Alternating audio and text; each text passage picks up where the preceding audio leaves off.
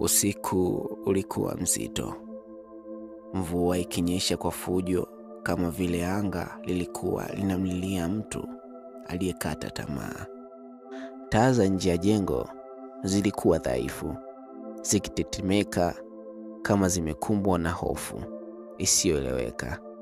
Rangi ya ukuta wa nje ya jengo ilikuwa imefifia, harufu ya unyevunyevu ikichoma puani.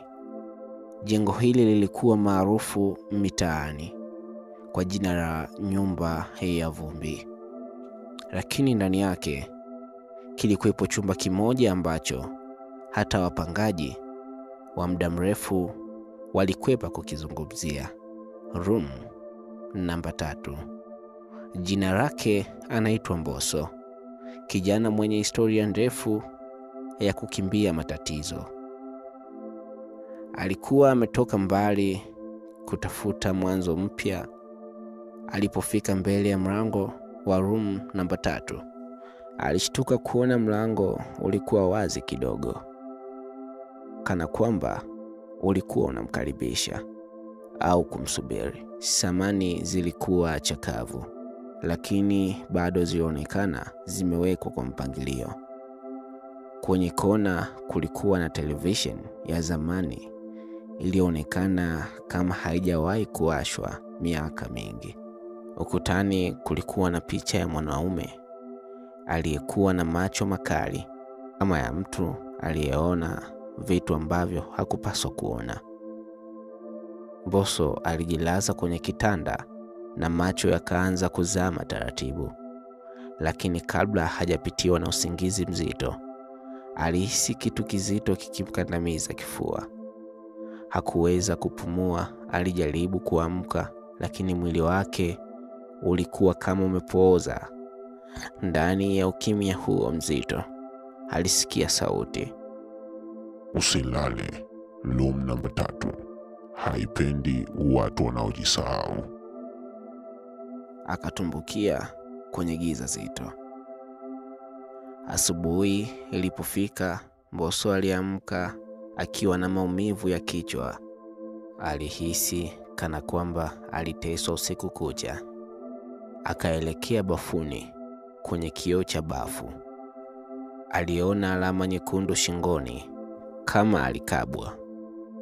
Alidhani ni ndoto tu, hadi alipofungua drawer ya meza na kukuta kitu cha kutisha. Aliona shati la zamani lililokuwa limekauka damu, na juu yake lina maandishi ya damu, "Niliwahi kuondoka, lakini sikuwahi kuondoka." Alienda kwa mlinzi wa lile jengo, mzee mmoja wa miaka mingi sana. Alivyomtajia kuhusu chumba hicho, mzee huyo alikosa nguvu. Macho yake yalimtazama Mbosso kama mtu aliyekwisha hukumiwa. Ndipo mzee akasema, "Kila mtu aliyepanga chumba hicho amepotea au kufa kwa njia ya kutisha. Tulijaribu kukifunga mara nyingi, lakini kila asubuhi mlango ulikuwa wazi tena." Usiku wa 3, Mbosso alijaribu kuondoka chumbani, lakini kila mlango aliokuwa akiingia ulikuwa unamrudisha room namba 3. Ukuta mmoja ulianza kutokwa na damu. Ndani ya television iliyokuwa imezimika, sura ya mwanaume ilianza kujitokeza, ile ile iliyokuwa kwenye picha ukutani.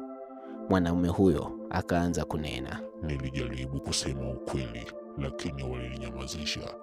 Sasa ni zamu yako." Kisha sauti ya mwanamke ilisikika nje ya mlango akilia. Alipofungua mlango, hakuona mtu, bali aliona kopo la chuma. Ndani yake kulikuwa na picha ya kijana anayefanana kabisa na Mbosso. Mbosso ataweza kuvunja laana ya chumba namba 3? Ni nini siri kubwa ya chumba hicho? Na kwa nini kila mtu anayekaa humo hukumbwa na hatima ya kutisha? Endelea kufuatilia simulizi hii ya kusisimua, room namba 3, sehemu ya 2.